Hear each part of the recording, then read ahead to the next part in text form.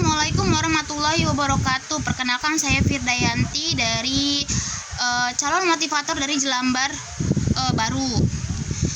Saya akan menjawab pertanyaan tugas di luar kelas yang ketiga. Apa yang harus dilakukan motivator apabila ada murid yang tidak mau masuk kelas?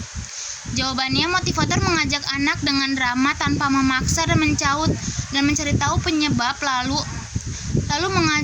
mengajak melalui permainan atau aktivitas yang disukai agar anak mau masuk kelas dengan senang hati. Untuk nomor 2, apa yang harus dilakukan motivator apabila ada anak murid yang menangis? Motivator menenangkan anak terlebih dahulu, memberikan perhatian dan rasa aman, mencari penyebabnya, kemudian membantu agar anak kembali nyaman. Dan untuk nomor 3, apa yang harus dilakukan motivator apabila ada murid yang mengganggu murid lain? Motivator mengingatkan dengan lembut, mengarahkan anak ke kegiatan yang positif, serta mengajak cara bermain dan belajar bersama dengan baik. Dan untuk nomor 4, apa yang harus dilakukan motivator apabila ada murid yang melamun? Jawabannya, motivator akan mengajak anak berinteraksi, memberikan perhatian dan permainan yang menarik sehingga fokus anak kembali ke kegiatan belajar. Dan untuk nomor 5, apa saja tugas yang harus dilakukan motivator secara periodik setiap minggu? Melakukan evaluasi perkembangan anak, membuat rencana kegiatan belajar, menyiapkan media pembelajaran, berdiskusi dengan tim, serta menjalin komunikasi dengan orang tua mengenai perkembangan anak. Apa saja tugas rutin yang harus selalu dilakukan motivator setiap harinya? Menyambut anak dengan ramah, menciptakan suasana belajar yang menyenangkan atau fun learning, mendampingi kegiatan pembelajaran sambil belajar, bermain sambil belajar, mengamati perkembangan anak, menjaga kebersihan dan kerapihan, dan mengisi laporan kegiatan anak. Bagaimana cara agar motivator mengetahui kegiatan dan kesukaan anak?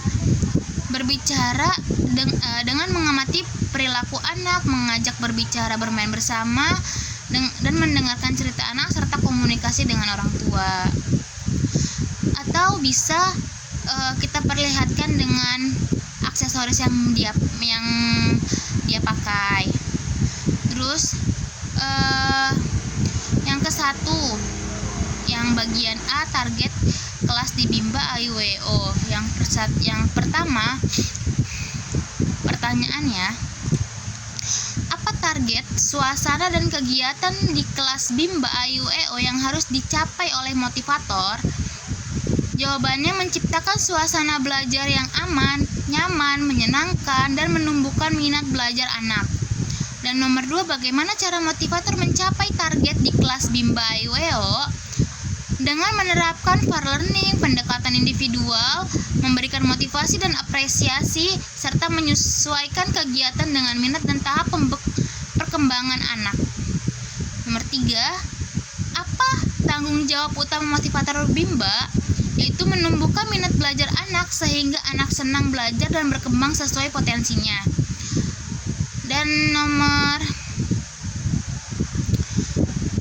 bagian C, bagaimana menjadikan suasana kelas aman? Yaitu mengawasi anak, menjaga ketertiban, memastikan alat bermain aman, dan mengingat aturan dengan baik. Nomor 2, bagaimana menjadikan suasana kelas nyaman, bersikap ramah, sabar, menghargai setiap anak, serta menjaga kebersihan dan kerapian kelas. Nomor 3, apa yang dilakukan dan mengasihi dan menyayangi murid? Jawabannya, memberikan perhatian, mendengarkan anak, menghargai perasaannya, tidak membandingkan anak, dan memberikan semangat. Nomor 4, bagaimana menjadikan bermain sambil belajar menyenangkan? Menggunakan permainan, lagu, cerita, pujian, dan kegiatan yang menarik sesuai minat anak. Bagaimana memastikan Nomor 5, bagaimana memastikan anak melakukan kegiatan yang berhubungan dengan minat belajar? Itu mengamati minat belajar anak, memberikan pilihan kegiatan yang disukai dan memotivasi tanpa dipaksa. Dan untuk nomor 6, bagaimana memastikan anak melakukan kegiatan sesuai tahapan perkembangannya? Memberikan kegiatan sesuai kemampuan masing-masing anak, menerapkan small step system, dan tidak memaksakan anak melebihi tahap perkembangannya.